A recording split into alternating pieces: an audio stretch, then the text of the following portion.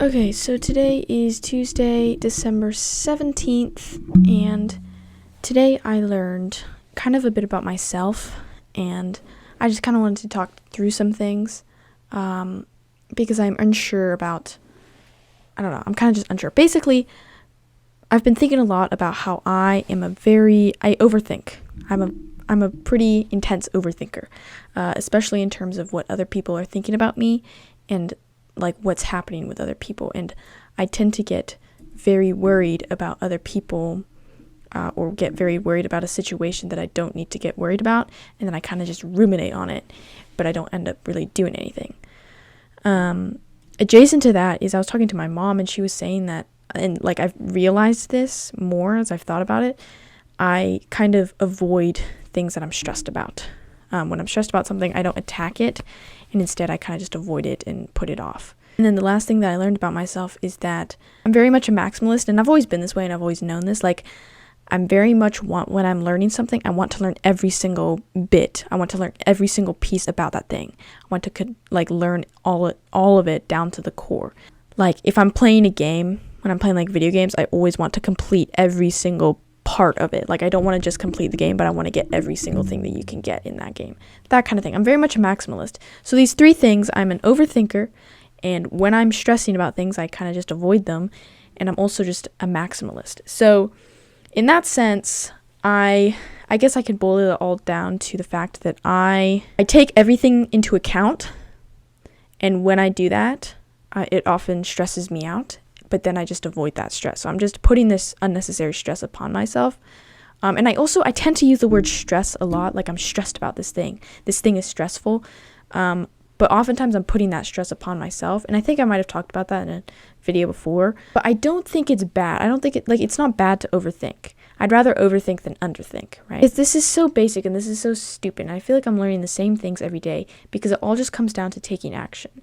Because if I overthink something but then not do anything about it, then that overthinking has served no purpose, kind of thing. Like, I just know it's there. Plus, like, if I'm stressed about a future thing that might happen to me, that's not going to do anything. I don't know if that thing's actually going to happen to me. If I know it's going to happen to me, then do something about it. And like, when that thing happens to me, respond in the right way because you were able to think about it. But I think I overthink and I get stressed about things a lot, but then I just avoid that stress and I don't actually do anything about it. And again, like I said, it all just comes down to taking action. Like, when you're overthinking, when you're stressed about something, when you're procrastinating, a lot of the problems that I'm having, I can do something about them. And if I can't do something about them, then why am I stressing about it? Like, a lot of the things that I have problems with and a lot of the things that I don't want to do, I just stress about it, I avoid it, and I don't try to actually learn from it. I don't actually try to get through it. Basically, I guess I try to make life easy for myself.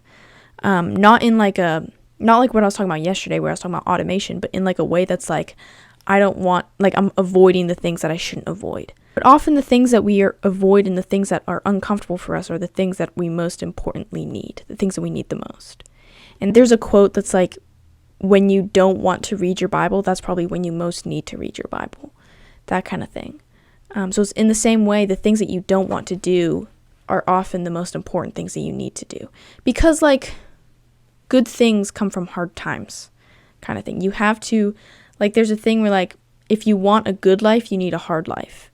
And if you want a bad life, you should get an easy life. Because a hard life produces good qualities and good traits and a good character. Definitely not all the times, but sometimes I try to just default to the easy life, the easy path, and I don't do the things that I don't want to do, even though they are most important, and they will produce the good life. They will produce a good character, good attributes, good qualities that I can absorb from those experiences. So yeah, that's kind of just what I've been thinking about lately, just the fact that I'm an overthinker, but then I avoid the stress.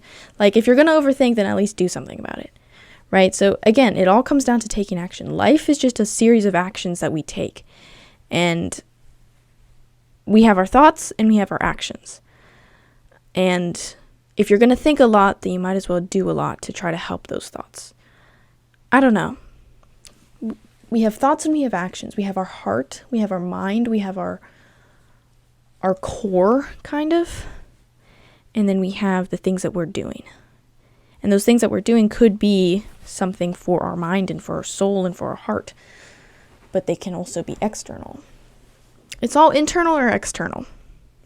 You have internal thoughts, and you have external thoughts, and you have external actions. I guess that's just what life is. So when I'm having these internal thoughts, these overthinking thoughts, it's helpful to make things more external in that way. Like, talk to someone about it, write it down in a journal, get all of those thoughts out, get it out of your muddled brain, and actually be objective about it, make it more external, and then take external action on it. So actually, if you can do something about it, then do something about it. If you have a problem, then try to solve it. That's so obvious, but a lot of times I'll create problems for myself and then I don't try to solve them, which is just so dumb. Like, I'm creating a problem for myself that I don't need to create, and then I don't solve that problem. So I'm just making life harder for myself. So yeah, we have internal thoughts, we have external thoughts, where we can take those thoughts and make them more external, write them down, talk to someone about them, and then we can take external actions. And those external actions can affect our internal thoughts. So it's kind of like a little cycle.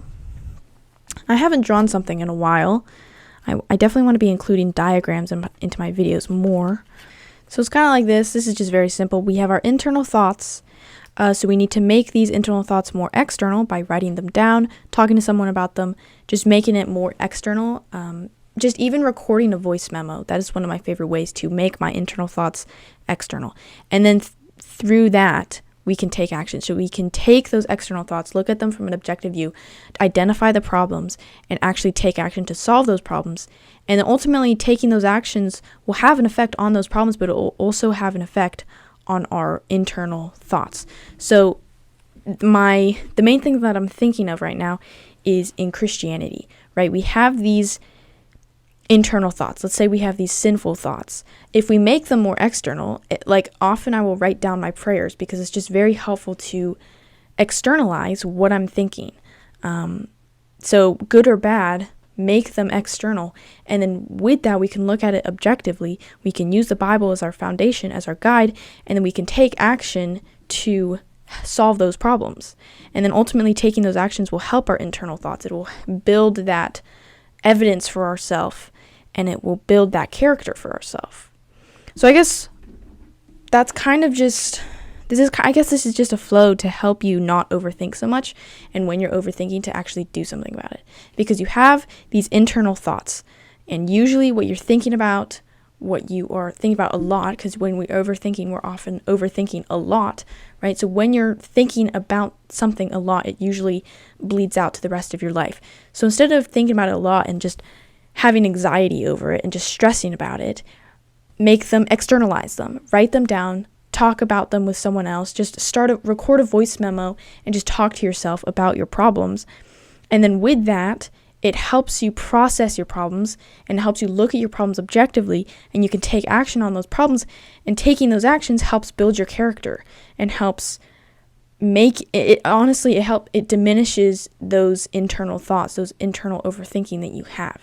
Now, I'm not saying that I do think overthinking can be a good thing, right? Again, like I said, I'd rather overthink than underthink, but a lot of the overthinking that I do is unnecessary. I think there are certain things that we need to overthink when something is very serious, but a lot of the things that I overthink don't need to be overthought, I guess. So I guess your action point for today is to just journal.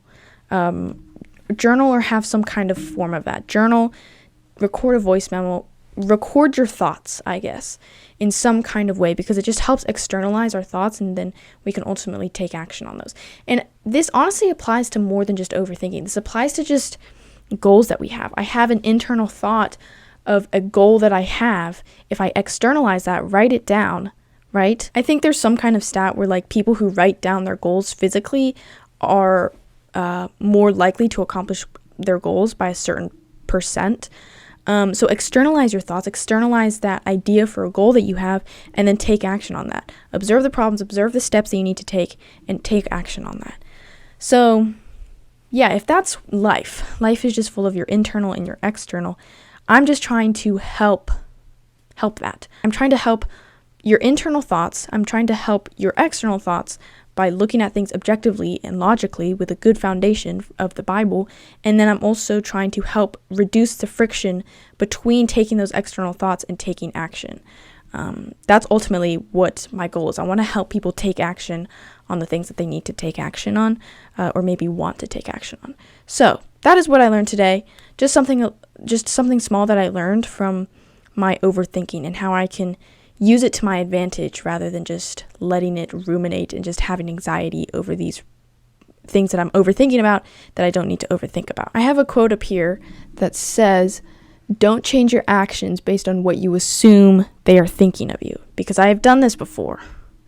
Because I assumed someone was thinking of something about me and therefore I changed my actions, but then what I assumed they were thinking of me was completely wrong, and it was just a waste of time, a waste of overthinking, and a waste of assumptions. That's the other thing. Overthinking is often full of assumptions, and usually our assumptions are wrong, and even if they're right, like I said, externalize them, do something about it. Identify what you're assuming. Doing these kinds of exercises, externalizing my thoughts and just trying to dissect it, right? What am I assuming here? What do I know is true here?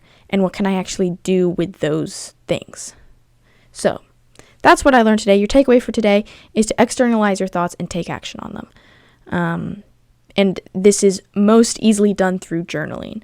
Journaling is so useful. Every time I do it, I'm just like, wow, I need to journal more. I definitely do not journal enough because it just helps externalize your thoughts and hopefully ultimately helping you take action on them. So journal and take action on your thoughts. Don't just let them sit there, but actually try to do something about them if you can. And if you can't do something about them, then you don't need to be worrying about it. So, and then another way that you can externalize your thoughts is, I kind of mentioned this earlier, but like praying, writing down your prayers, or even just praying. Like there's a verse, I think it's in 1 Peter, right? Cast your anxieties upon him. Because like, if you believe in him, if you're a Christian, then he will help you with that. So I don't know. That's kind of just what I learned today. If you like this video, then definitely hit the like button. If you want to see more, then definitely subscribe, because I'm posting every single day talking about what I learned that day and how I'm trying to apply it to my life and how you guys can apply it to yours. So your action point for today is to journal and to take action on your thoughts.